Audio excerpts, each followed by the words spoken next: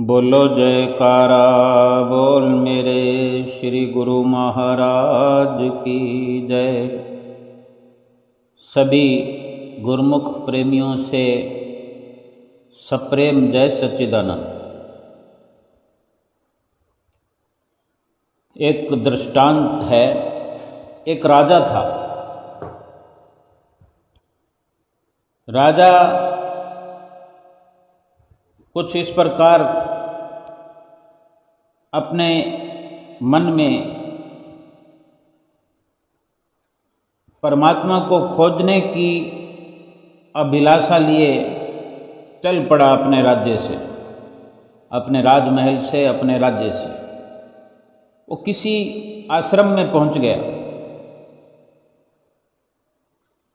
वैसे तो सभी जानते हैं कि भगवान को खोजना हो, परमात्मा की खोज करनी हो तो कहीं ना कहीं संतों महात्माओं से मिलना पड़ता है, संतों महात्माओं के पास जाना पड़ता है।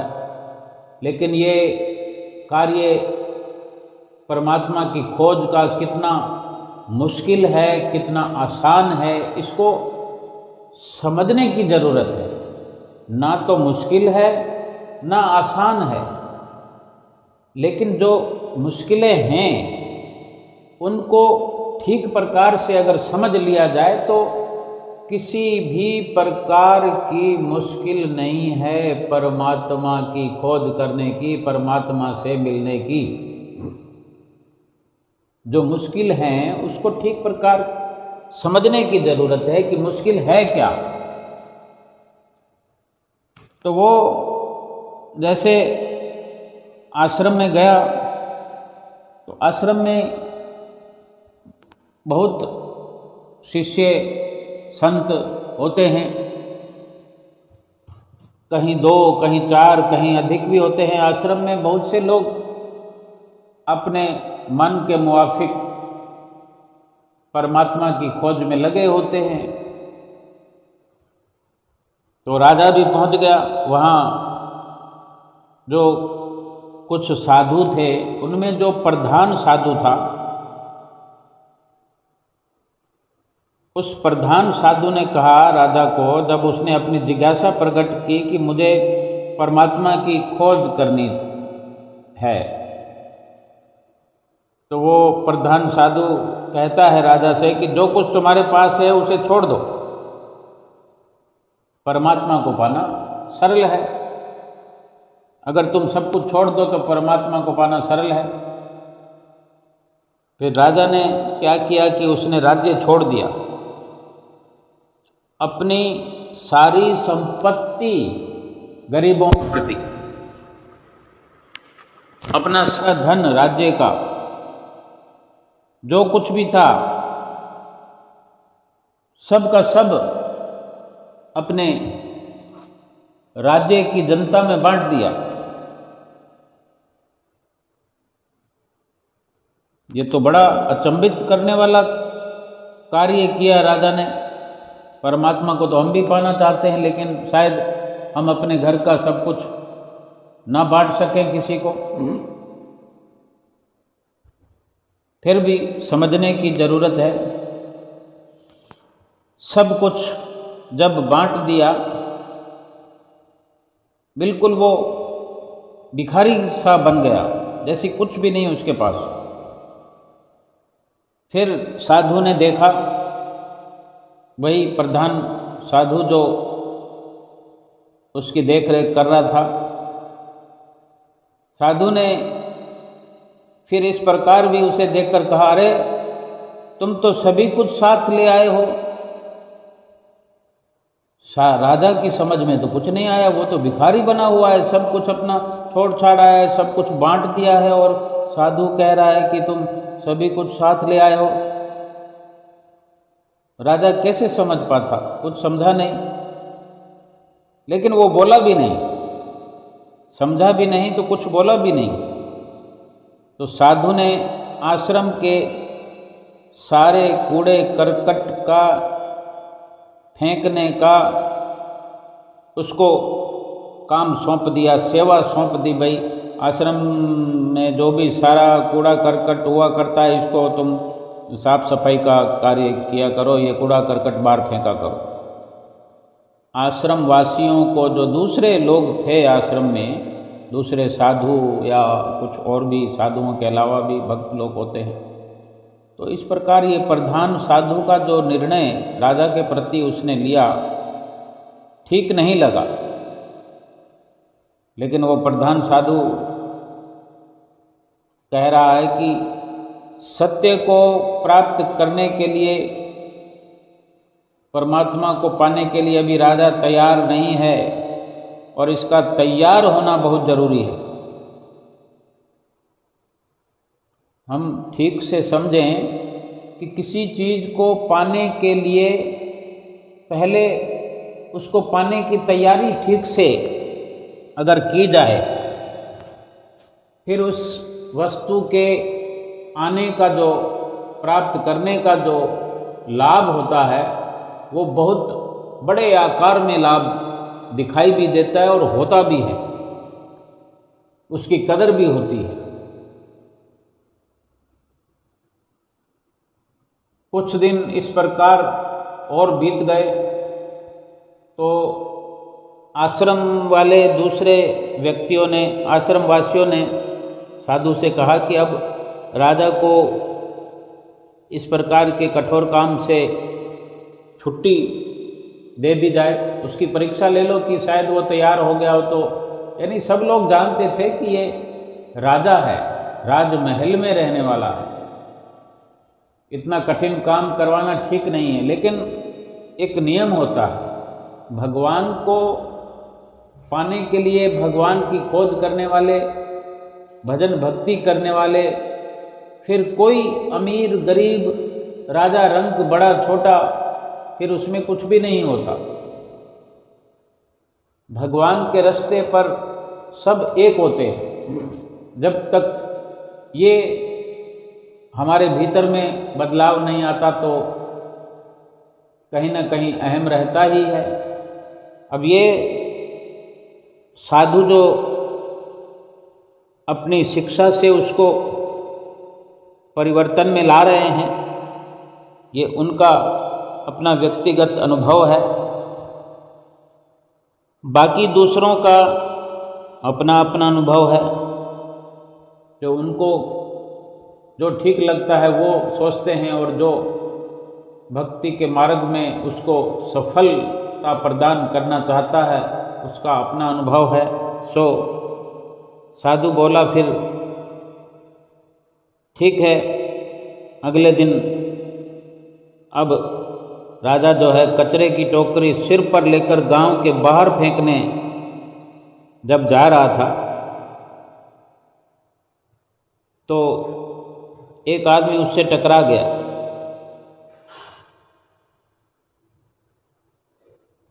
राजा बोला, आज से 15 दिन पहले तुम इतने अंधे नहीं थे।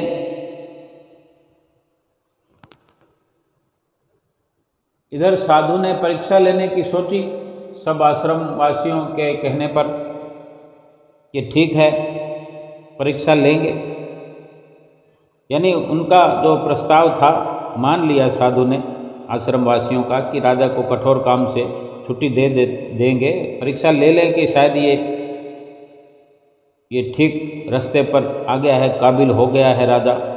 लेकिन अगले दिन तो ये नया कौतुक हुआ कि जब वो कचरे की टोकरी सिर पर लेकर गांव के जो कचरा, जो आश्रम जब इतना बड़ा होता है तो कचरा कुछ अधिक होता है, तो उसको एक गांव के किनारे पर, गांव से बाहर, सीमा के बाहर फेंकने जाना होता है। सो वो जब किसी से टकरा गया तो उसने इस प्रकार शब्दों का उस इस्तेमाल करते हुए कहा कि आज से 15 दिन पहले तुम इतने अंधे नहीं थे।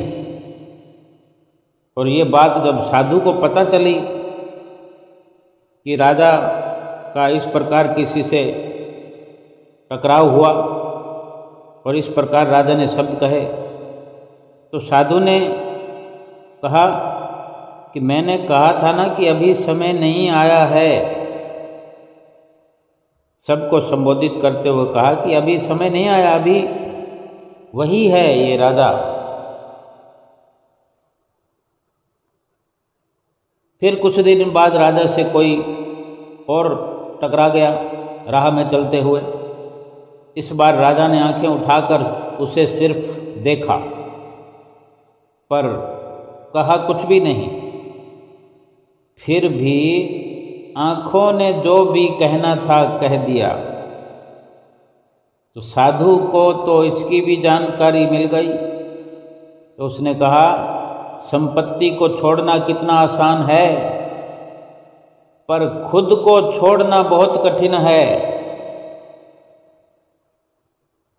यानी अब भी इतने दिन और व्यतीत होने पर भी, कुछ न बोलने पर भी वो वही का वही है, बदलाव नहीं है। ये साधु के वचनों का मतलब था। तीसरी बार फिर ऐसी ही घटना हुई। इस बार राजा ने रास्ते में बिखरे कूड़े को बटोरा, इकट्ठा किया और चुपचाप आगे बढ़ गया। ना उसे देखा, ना कुछ बोला, जैसे कुछ हुआ ही नहीं।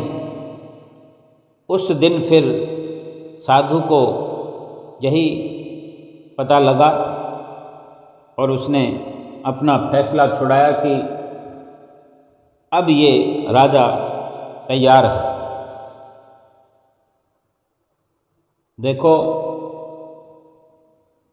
सभी गुरुमुख प्रेमी भक्ति करते हैं। हमारा श्री आनंदपुर दरबार जो है,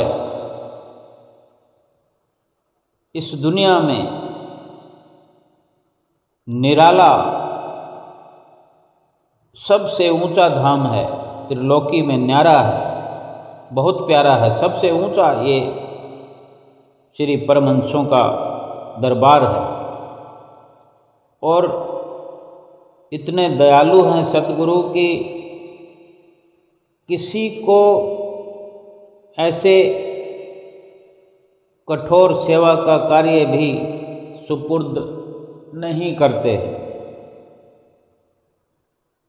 लेकिन सत्यता यही है कि जो साधु के वचन हों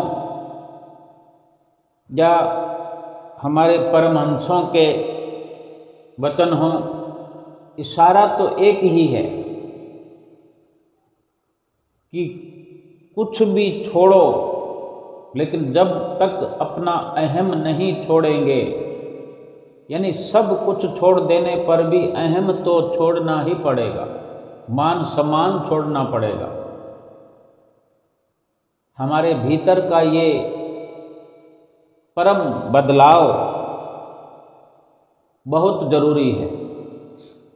पंचम पातशाही गुरु महाराज जी हमें नित्य प्रति वचन फरमाया करते थे, अक्सर फरमाया करते थे, खाओ पियो खुशियाँ मनाओ, बात ना भूलो एक, श्री आरती पूजा सेवा सत्संग सुमरन दर्शन ध्यान, चाहे बाधा पड़े अनेक।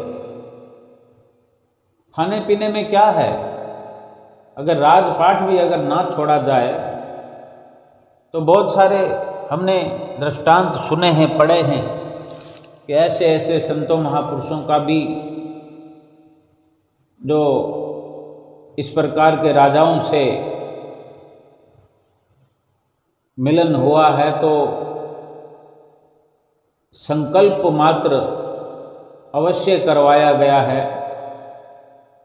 कि आप ये अपने भीतर परिपक्व करो कि तुम्हारा कुछ भी नहीं है, राज्य को छोड़कर जाने की जरूरत नहीं है। चाहे राज्य को छोड़कर जाने वालों ने भी प्रभु की प्राप्ति की, जैसे साधु के वचन प्रभावित होते होते ये प्रभाव दिख पड़ा राजा के भीतर में, और साधु ने अपना फैसला सुनाया कि अब ये राजा तैयार है प्रभु को पाने के लिए। अपने आप को इसने छोड़ दिया, यानी अपने आप को छोड़ना, यानी अपना आपा छोड़ना, अपना अहंकार, अपना अहम, अपने आप को भुलाना, अपने आप को मिटाना। जब तक मिटाएंगे नहीं तब तक पाएंगे नहीं। सबसे बड़ा अहम त्याग है। और इस प्रकार राज्य को न त्यागने का भी कई राजाओं को आदेश मिला कि रहो यहीं, राज्य में रहो, राज्य को संभालो, काज व्यवहार राज्य का करते रहो, वैसे के वैसे बने रहो, लेकिन सब का सब संकल्प कर चुके हो, ये ख्याल हर वक्त तुम्हें भीतर से रहे कि कुछ भी तुम्हारा नहीं है, ये प्रभु परमेश्वर का समझ कर ही हर कार्य हर कर्म निष्काम समझ के करो। और इस प्रकार से भी प्रभु की प्राप्ति होती रही है बड़े बड़े राजाओं को भी। और कोई गरीब हो जिसके पास कुछ भी ना हो, तो क्या वो प्रभु को पाने के लिए बिल्कुल सरलतम मार्ग यूं ही नहीं अपना सकता? वो उसके लिए भी नियम लागू है कि मान बढ़ाई ईर्ष्या ये सब कुछ, अहंकार, अपना आपा, सब कुछ छोड़ना पड़ेगा। फरमाते भी हैं वचन, महापुरुषों के वचन है, कंचन तजना सहल है, कंचन तजना सहज है, सहज त्रिया का नेह, मान बढ़ाई ईर्ष्या दुर्लभ तजनी है। जिसका सीधा मतलब है कंचन यानी सोना चांदी हीरे मोती, कंचन तजना सहल है, सहज त्रिया का ने, त्रिया यानी पत्नी, ये भी सरल है वो भी सरल है, लेकिन मान बढ़ाई ईर्ष्या दुर्लभ तजनी है कि अपना मान सम्मान छोड़ना बहुत मुश्किल है। बड़ी से बड़ी वस्तु, राजपाट त्याग दिया, अपनी पत्नी को त्याग दिया, सोना चांदी हीरे मोती सब का त्याग कर दिया, लेकिन अपने अंदर भीतर में अहम भरा रहा, मान बढ़ाई भरी हम देखते हैं। सब कुछ छोड़ छाड़ कर भी भीतर में हमारे मान भरा होता है। हम स्वयं अपने भीतर ये देख सकते हैं। किसी दृष्टांत को सुनने और उसको पढ़ने या सुनाने से अधिक महत्वशाली है कि उस पर अमल किया जाए। किसी भी दृष्टांत को सुनकर अगर उसमें कुछ लखता है, कुछ पहचान के शब्द हैं, उस पर अगर अमल कर लिया जाए तो वहीं का वहीं कल्याण है। उसी शब्द पर, उसी घड़ी में, उसी पल में कल्याण है कि हमें समझ में आ जाए और हमने संकल्प ले लिया कि अब हमने ये कर देना है। हमने इन शब्दों का मान रख लेना है। मान तो हम संतों महापुरुषों के वचनों का रखेंगे, लेकिन काया पलट हमारे भीतर से हो जाएगा। देखते ही देखते परम लाभ की ओर हम अग्रसर हो जाएंगे। केवल कथा कहानियाँ, ये दृष्टांत मजे लेने के लिए या टाइम पास करने के लिए सुन लिया और फिर दूसरों को सुना दिया, एक हंसी ठट्ठा बना दिया, ये ठीक नहीं है। हम अपने भीतर देख सकते हैं कि हम कितना क्या छोड़ चुके हैं। कुछ भी छोड़ने की जरूरत नहीं है। हमारे पास करोड़ों हैं, पड़े रहे, उसमें सुरती ना फंसे और अपना समझ के उसको कमाने की होड़ भी ना हो। जब अपनी सुरती नहीं है तो उसी में रत होकर के रात दिन भगवान का नाम भूल दें। जिस भगवान को प्राप्ति करने की हम विचारधारा को अपनाए हुए जिस रास्ते पर चल पड़े हैं, जिस रास्ते पर चलना चाहते हैं, उसी कार्य को भूल भूल कर जब हम इधर उधर भटकते रहेंगे, दिखावा केवल भगवान प्राप्ति का होता रहेगा, भजन भक्ति का दिखावा होता रहेगा। भीतर से हम रचे पते पड़े हैं उस माया के भीतर में, लिप्त हैं माया के साथ, माया की दलदल में, मोह की दलदल में, लोभ की दलदल में, काम क्रोध की दलदल में। केवल किसी भी विषय पर समझ की जरूरत है, अमल की जरूरत है और चलने की जरूरत है। जिस रास्ते की, जिस राह की बात करते हों उस राह पर चलने की आवश्यकता है। भक्ति की राह की बात करते हैं, बात तो रात दिन हम कर रहे हैं, भक्ति की चाहना रात दिन कर रहे हैं। क्या चाहना में ही लगे रहेंगे कि रोटी खानी है, रोटी खानी है, रोटी खानी है, ये तो उच्चारण हो गया। और उच्चारण भी ना करें, हमारे भीतर ललक लगी रहे, भूख लगी रहे, तो हम मन में सोचते रहें कि रोटी खानी है, रोटी खानी है, रोटी खानी है, तो क्या भूख मिटती है? रोटी खाने वाले रास्ते पर चल पड़ेंगे। रोटी कैसे बनती है, कहाँ बनती है, कैसे मिलेगी, क्या उसका पुरुषार्थ है, क्या प्रयास करना है, वो सब करेंगे तो रोटी मिल जाएगी। रट्टा लगाने की या अपने भीतर में सोचने की, केवल ये सब तो करने मात्र से सफलता नहीं मिलती। जब ये इतनी छोटी सी बात के लिए पुरुषार्थ की जरूरत है, प्रयास की, मेहनत की, सब कुछ ज़रूरत है, तो फिर भगवान को पाने के लिए, प्रभु को, परमात्मा को पाने के लिए क्या त्याग की ज़रूरत नहीं है? कुर्बानी की ज़रूरत नहीं है? कुछ अपने आप को बदलने की ज़रूरत नहीं है? अगर ये सब ज़रूरत नहीं होती तो फिर इस मनुष्य जीवन में आने की ज़रूरत क्या थी? भजन बंदगी करने की ज़रूरत है, इसलिए इस मनुष्य जीवन में हम आए। और फिर भजन बंदगी करेंगे नहीं तो फिर होगी कैसे? अगर यूं ही भजन बंदगी हो जाती तो फिर इंसान के पद पर आकर भी 84 लाख योनियों में जाने का खतरा क्यों होता हमारे सिर पर? क्यों हमें बार बार महापुरुष फरमाते हैं कि भजन बंदगी करो, भजन बंदगी करो, भजन अभ्यास करो, नहीं तो 84 लाख योनियों में जाओगे। हम करते नहीं हैं इसलिए मुश्किल है, लेकिन करने लग जाएं तो मुश्किल तो फिर कुछ है ही नहीं। अभी का अभी कर सकते हैं, चाहे तो पूरा जन्म लगा दें, चाहे तो ये जन्म यूं ही खाली चला जाए, फिर एक 84 भोग लेंगे। फिर कभी अव्वल तो इसको ऐसे ही कहते हैं कि 84 इतनी लंबी है जिसको यही नाम दिया जाता है कि फिर ये मनुष्य जन्म मिलने का नहीं है। जन्म तो मिलेगा, क्या पता कितनी 84 भुगतने के बाद मिलेगा। इसीलिए ये निश्चित किया जाता है संतों महापुरुषों की ओर कि ये जन्म फिर दोबारा मिलने का नहीं है। फिर कौन मनुष्य जन्म के लिए हमारी फरियाद करेगा, कौन सिफारिश करेगा? हमने इस मनुष्य जीवन को नारकीय जीवन बना दिया। जीवन रहते भी हम नरकों में जाने वाले कर्म करते रहे।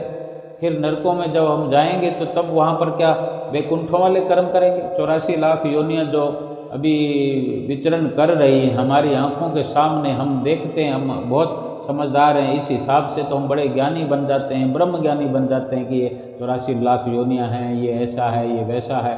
लेकिन अपने को वहाँ रख कर हम देखें, अपने पर कुछ अंकुश लगाते हुए समझें कि हम में और उनमें फर्क कितना है।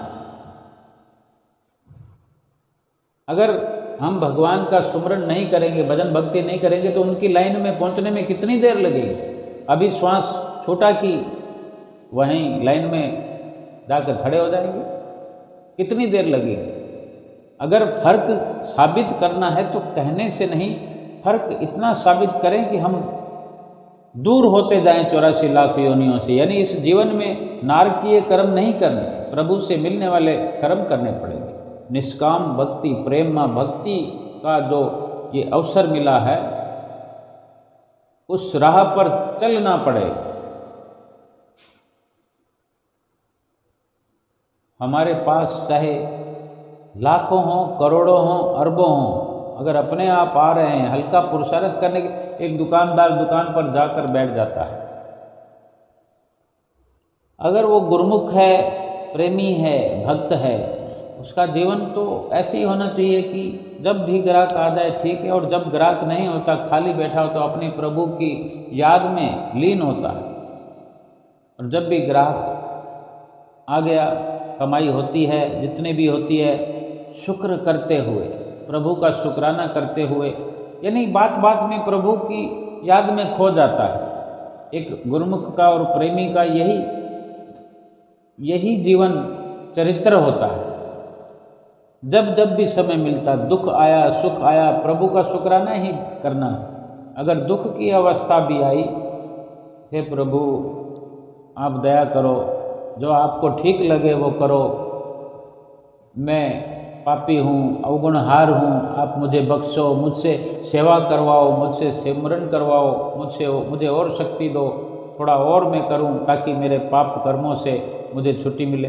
यानी कुछ करने की, कुछ त्याग की वे बात करते हैं कि अगर कुछ तकलीफ आ रही है भक्ति परमार्थ पर चलते हुए भी, तो भी गुरुमुख को लगता है कि कोई पाप भारी आ गया है जिससे मुझे कुछ अधिक सेवा की ज़रूरत है, अधिक सुमरन की ज़रूरत है, जो पहले हो रहा है उससे अधिक की ज़रूरत है। सीधे सीधे बात है, अगर खर्च ज़्यादा हो रहा है तो कमाई अधिक करने की ज़रूरत है। ये हम जानते हैं, कोई इसमें समझाने जैसी बात नहीं है, लेकिन हमने समझ संसार वाली पाल रखी है, वो जल्दी समझ में आ जाती है। भक्ति वाली समझ आती नहीं है, हम समझना चाहते नहीं हैं। जब दुनियादारी में खर्च ज़्यादा आने वाला तो चारों तरफ आंखें फाड़ फाड़ कर चारों तरफ पुरुषार्थ करते हैं, कोशिश करते हैं कि किस प्रकार से अधिक कमाई होगी। लेकिन जो गुरुमुख होता है वो संसारिक दृष्टि से भी जब कोई अधिक खर्च होने की संभावना होती है या कोई ऐसा वक्त होता है, वो ये प्रयास करता है कि इस खर्चे को कैसे मिटाया जाए, इस खर्चे को कैसे दबाया जाए, कैसे ख़त्म किया जाए। क्योंकि अचानक से अगर कोई कमाई का रास्ता ढूंढा जाएगा तो उसमें चोरी, ठगी, छल, कपट, झूठ, प्रेम, ये सब करना पड़ेगा। इसीलिए जो गुरुमुख भक्त होता है वो यही करता है, अपने प्रभु से गुहार लगाता है कि मैं ऐसा कुछ कर नहीं सकता जिससे रातों रात या थोड़े दिनों में, यानी इतने समय में अगर मेरे से व्यवस्था नहीं हुई तो अब अचानक से मैं कोई व्यवस्था करूँगा, किसी से झूठ बोल कर लाऊंगा या कहीं से ठगी करेंगे, या जो हम पर विश्वास करते हैं उनको 100 का माल 200 में बेचेंगे, तो ये गलत है। लेकिन आम दुनियादार का यही नज़रिया है कि किसी भी कारण उस आए हुए खर्चे को पूरा करना है और जुगत लगाकर कहीं ना कहीं से बाजी मार लेते हैं, उसी को वो ठीक समझते हैं।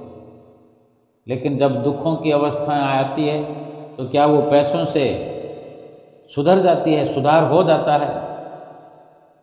किसी का पैसों से मात्र सुधार होता देखा गया? अगर यही सत्य है तो फिर हर किसी के पास पैसा होना जरूरी है, लेकिन हर किसी के पास पैसा नहीं है।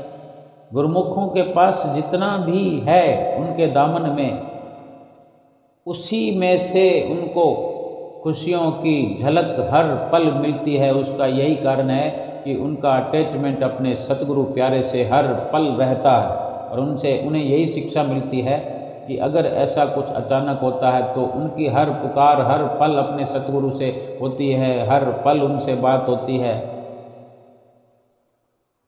और वहीं गुहार लगाते हैं कि ये अचानक ऐसा खर्च आया तो मैं अब क्या करूं?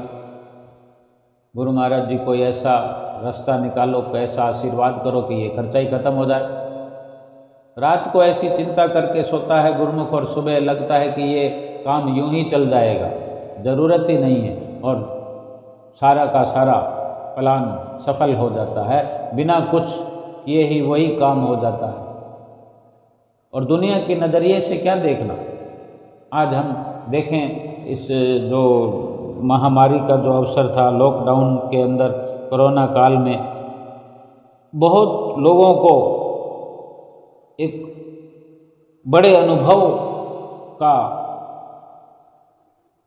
लाभ मिला। कितनी शादियां हुई बिना खर्चे के, गरीबों के घर में हुई, अमीरों के घर में भी हुई, लेकिन कुछ समझ पाए, कुछ समझ नहीं पाए। अगर बहुत पैसा होने पर भी ऐसा अवसर मिला तो फिर ये क्या था? यही प्रभु परमेश्वर को मंजूर था, लेकिन वो इसी राह को जीवन में अपना ले कि आडंबर से रहित होकर जीना शुरू कर ले। जिसने समझ लिया उसके लिए ये अवसर प्रेरणादायक भी रहा।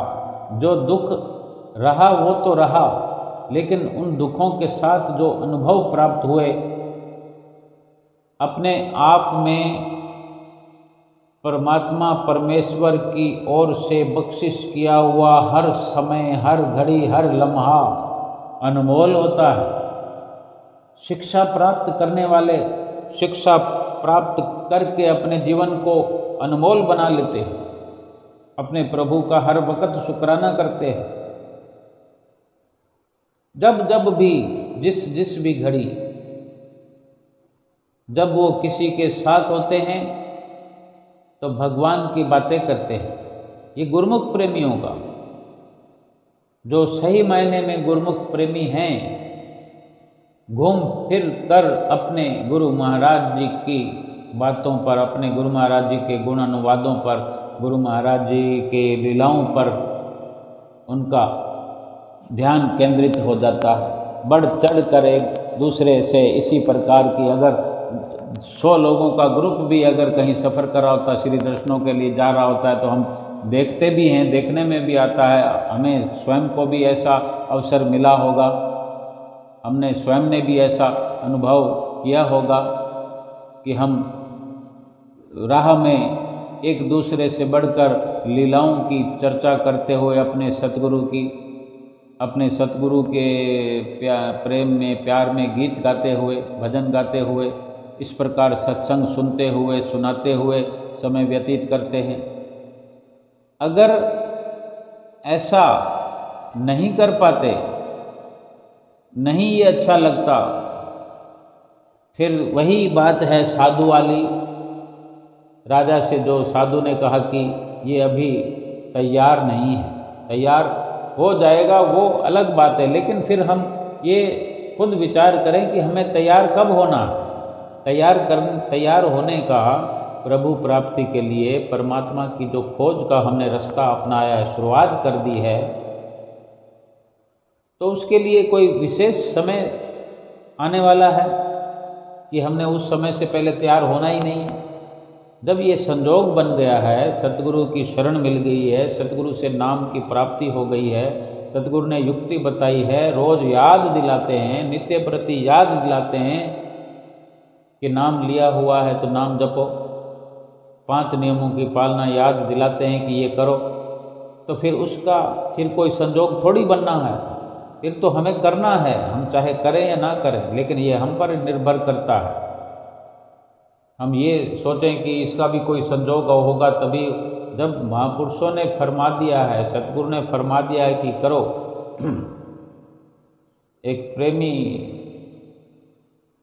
श्री गुरु महाराज जी के चरणों में उपस्थित हुआ।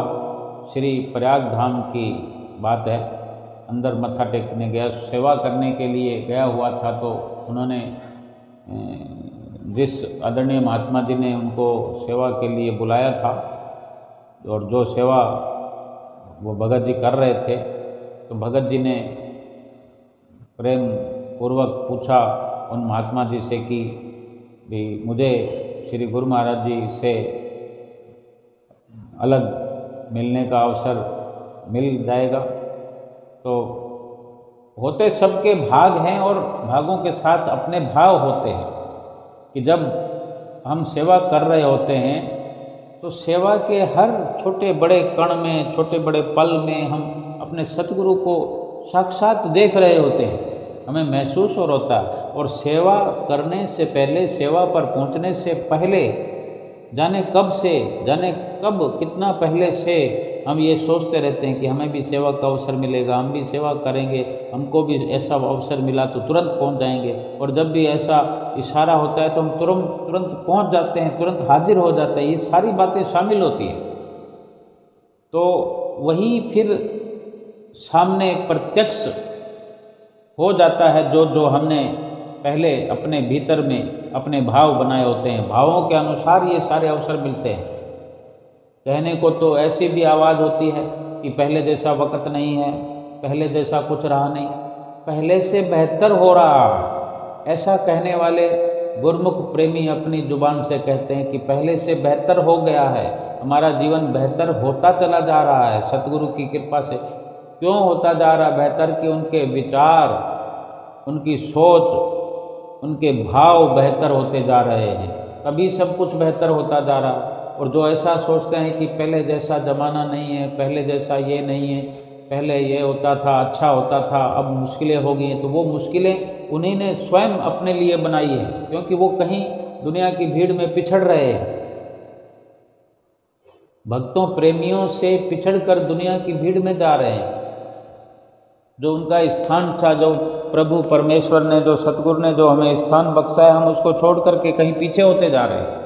रफ्तार हमारी कम होती जा रही है, और रफ्तार कम होते होते होते होते 1 साल, 2 साल, 5 साल, 10 साल, 20 साल अगर कोई दौड़ में थोड़ा पीछे होते होते होते कितना पीछे हो जाएगा, और फिर कहेंगे कि हम तो दूर हो गए, पहले जैसा ज़माना नहीं है। वह पहले से बेहतर सड़कें बनी हुई है, पहले से बढ़कर लाइटें हैं जगह जगह पर, पहले जैसा क्या नहीं है, अंदर बाहर सब कुछ पहले जैसा है। लेकिन हम स्वयं जो हैं पहले जैसे नहीं रहे। हम जितनी जुगत पहले लगाते थे, आज उतनी आधी भी नहीं लगाते, आधी से भी आधी नहीं लगाते, 10% भी नहीं लगाते। हम कहीं ना कहीं माया में भ्रमित हुए जा रहे हैं। भक्ति में आगे बढ़ना था, लेकिन भक्ति से छूटकर कहीं माया में जा गिरे हैं। माया को छूते हुए माया की जकड़ में, माया की पकड़ में आ रहे हैं। हम चाहें तो आज का आज हम अपने आप को फिर से सुधार लें, दौड़ में शामिल होकर फिर आगे का स्थान हासिल कर लें। तो वो प्रेमी जो था, महात्मा जी से कहा कि क्या अवसर मिलेगा? उसका प्रेम है जो उसको अवसर मिलता रहता था। तो महात्मा जी ने कहा कि ठीक है, अवश्य मिलेगा और मैं बताऊंगा। अवश्य मिलेगा ये तो कह दिया, और ये उस भगत जी को भी विश्वास था कि मिलेगा, क्योंकि जो अपना हक समझते हैं, जिन्होंने अपना किसी को बनाया ही नहीं है, जो बहाना बनाते ही नहीं है कि मुझे समय नहीं है, मैं अभी नहीं आ सकता, जो ये कहे कि मैं तैयार हूँ, आधी रात को तैयार हूँ, इतना कहने भर से बाकी सब मुश्किलें तो सतगुरु स्वयं मिटा देते हैं। अपने सतगुरु अपने गुरुमुखों को अवसर देने के लिए ही सेवा बख्शते हैं। उनको क्या काम है? हमारे जीवन को सुधारने के लिए सेवा का ये दरबार खोला हुआ है।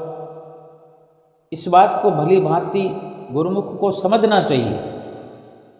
तो फिर महात्मा जी ने, भगत जी को चूँकि 1-2 दिन में जाना था, तो महात्मा जी की तरफ से संदेश आ गया कि कल दोपहर को जब 11-12 बजे सुबह श्री गुरु महाराज जी अंदर टाइम देते हैं, तब आप आ जाइएगा। और हमने विनती कर दी है बड़े महात्मा जी को, आपका नाम आएगा, उसमें लिखा दिया जाएगा। तो वो प्रेमी अपने भीतर महसूस कर रहा, वहाँ गुरुमुख प्रेमी जो भगत जी हैं, वो वहाँ अंदर बैठकर भी अपने भीतर महसूस कर रहा है कि मैं कितना भाग्यशाली हूँ।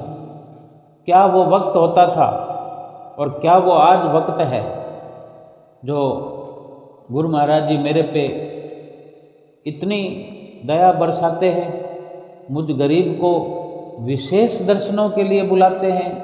मैं दीनहीन, और मेरी जो अवस्था है, इतना परिवर्तन कर दिया मेरे श्री गुरु महाराज जी ने, क्योंकि वो इतना फूला समा रहा था कि एक थोड़े दिनों की सेवा के लिए आने पर उसको वो विशेष दर्जा मिल रहा है। कोई वो धनवान नहीं, कोई रूपवान नहीं, कोई गुणवान नहीं, लेकिन सतगुरु का प्यारा शिष्य तो है। अपने सुंदर भाव संजोए कर अपने सतगुरु को जो लुभा सकता है, उसको कोई आडंबरों की जरूरत नहीं है।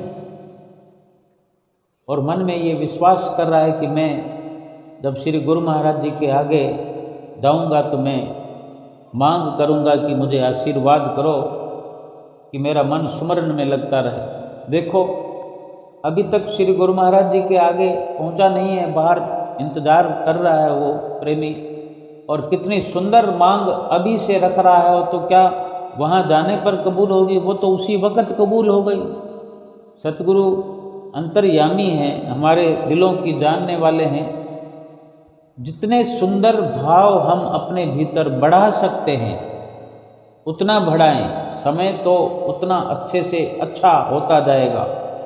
ये सब हम पर निर्भर करता है कि हम अपने समय को अच्छा बनाएं, अपने समय को बुरा बनाएं, अपने लिए किस प्रकार का हम इस प्रकार जैसे दुनिया में एम्पायर खड़ा करते हैं, यानी अपना एक साम्राज्य खड़ा करते, भक्ति परमार्थ में भी यही सब निर्भर करता है अपने सुंदर भावों पर।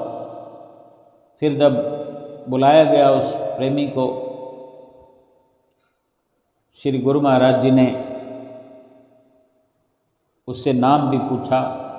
आदरणीय महात्मा जनों ने विनती भी की कि ये सेवा करने के लिए आया था और इस प्रकार की ये सेवा थोड़े दिनों के लिए कर रहा था, कोई भारी भरकम सेवा भी नहीं। और वो स्वयं वो प्रेमी बताता है कि मैं सेवा क्या करता हूँ, मस्ती करने आता हूँ। कोई सेवा का केवल नाम है, आराम की सेवा, मस्ती की सेवा, इतनी कोई जुगत नहीं लगाता, कोई भारी भरकम, कोई शरीर को इतना नहीं थकाता, लेकिन इतनी बड़ी रहमत होती है, इतने दया बरसाते हैं मेरे श्री गुरु महाराज जी कि वो बताते हैं तो बताते बताते रोना आ जाता है उनको। फिर श्री गुरु महाराज जी के आगे विनती हो रही है, वो प्रेमी हाथ जोड़कर खड़ा है। श्री गुरु महाराज जी ने कुछ बातचीत करके आशीर्वाद लगातार दे रहे हैं, मुस्कुरा रहे हैं। फिर वो भगत जी बताते हैं कि मैंने श्री गुरु महाराज जी से विनती करी, श्री गुरु महाराज जी मुझे आशीर्वाद करें कि मैं सिमरन करूं, मेरा मन सिमरन में लगे।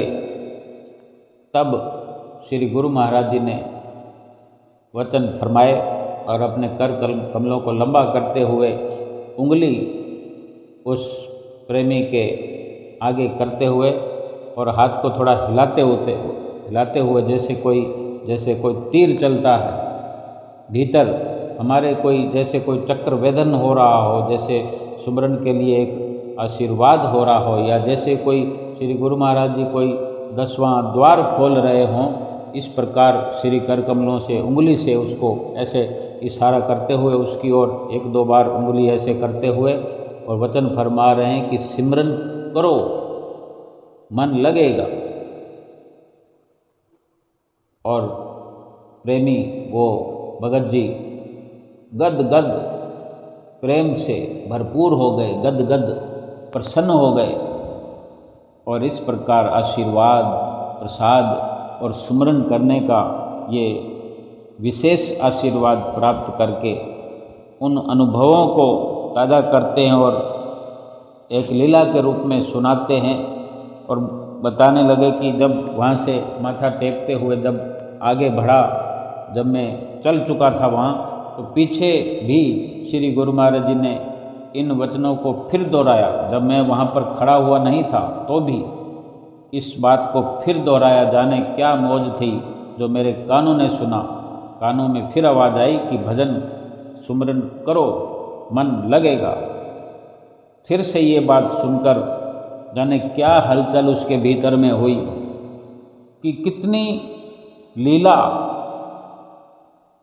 श्री गुरु महाराज जी अपने गुरुमुखों से, प्रेमियों से रचाते हैं कि कितना सुंदर ये समय गुरुमुख प्रेमियों के लिए हर वक्त होता है, हर वक्त रहता है। जैसे जैसे समय व्यतीत होता जा रहा है, स्वर्णिम अवसर आता जा रहा है, वक्त बदल रहा है। और बदलाव यही है कि पहले से बेहतर, हर पल बेहतर, हर दिन बेहतर। तो फिर परलोक बेहतर क्यों नहीं होगा? लोक सुखी ये रहा तो परलोक क्यों नहीं सुहेला होगा? जब आज बेहतर है, वर्तमान बेहतर है, तो भूत भविष्य अपने आप बेहतर है। जो खुदी को छोड़ देता है, जो अपने मान सम्मान को छोड़ देता है, जो गरीब बन जाता है कि मैं तो कुछ भी नहीं हूँ, लेकिन मेरे सतगुरु मुझ पर इतनी दयालुता करते हैं और अपना कुछ भी न समझते हुए हर वक्त अपने भीतर एक भाव रखे कि मैं हर वक्त तैयार हूँ, मेरे सतगुरु मेरे लिए इतनी व्यवस्था करें कि मुझे सेवा के काबिल समझे, मैं सेवा करने के लिए तैयार हूँ, मेरे पास अपना कुछ भी नहीं है। यानी जैसे कोई दिहाड़ी मजदूर होता है, वो चुपचाप अपने घर से चला आता है, सब कुछ सेठ का मालिक का होता है, वो वहाँ पर केवल जाकर समर्पित हो जाता है और शाम को दिहाड़ी लेकर अपने घर चले जाता है और इसी प्रकार जीवन गुजर बसर होता है उसका। और ऐसा ही एक गुरुमुख का जीवन होना चाहिए कि हमें अपना कुछ रखना ही नहीं है। अभी श्री आनंदपुर दरबार में अगर हम जाते हैं तो हम अपना, जैसे वो साधु ने कहा कि तुम सब कुछ साथ लेकर आ गए हो, उसी सब कुछ को छोड़ देना है, अपने आप को गरीब बना लेना है, निमाणा बना लेना है, विनम्र बना लेना है। कम से कम सतगुरु के आगे तो ये भाव हम अपना बना लें, तो फिर बाकी दुनिया के आगे भी हम विनम्र बन जाएंगे, ऐसा आशीर्वाद मिल जाएगा। हम सतगुरु के आगे विनम्र बन के जाएंगे, निमाणे बन के जाएंगे, अहंकार से खाली होकर जाएंगे, सच पर चलने वाले बन के, भक्ति के ख्वाहिशमंद बन के जाएंगे। और जब सतगुरु आशीर्वाद करते हैं तो वो यही कह रहे होते हैं, इशारा कर रहे होते हैं, यही आशीर्वाद होता है, तथास्तु, यानी जो अभी तुम हो वही बन जाओ। और वही बना देते हैं अपने गुरुमुखों को, प्रेमियों को। और जब अंदर मान सम्मान लेकर जाएंगे, कुछ अच्छा बुरा, कोई संसारिक लाभ, कोई कामना, कोई इच्छाएं, कोई वासनाएं, ये भीतर में होंगी और फिर सतगुरु से हम बात करेंगे तो जो भीतर में है सतगुरु आशीर्वाद करते हैं, फिर वो वही फलीभूत होता रहता है। क्यों हम कुछ लेकर जाएं उनके साथ? और जो कुछ बाहरी तौर पर दिखता हो वो उन्हीं का समझ के कि सब कुछ आपका है, मैं तो बस स्वयं जब आपका हूँ तो फिर केवल मुझे तो चाहिए है, कुछ नहीं मेरे पास, मुझे तो चाहिए आशीर्वाद, चाहिए सेवा, चाहिए सुमरन की बख्शिश चाहिए। यानी जो खुद ही को छोड़ जाता है फिर वो अपने सतगुरु को पाने में, प्रभु को पाने में फिर दूर नहीं होता, वो स्वयं अधिकारी बन जाता है, उसका अधिकार हो जाता है। अगर सतगुरु को पाना है तो स्वयं को छोड़ दो। मैं से बड़ा, अहम से बड़ा कोई और भी रुकावट हो नहीं सकता।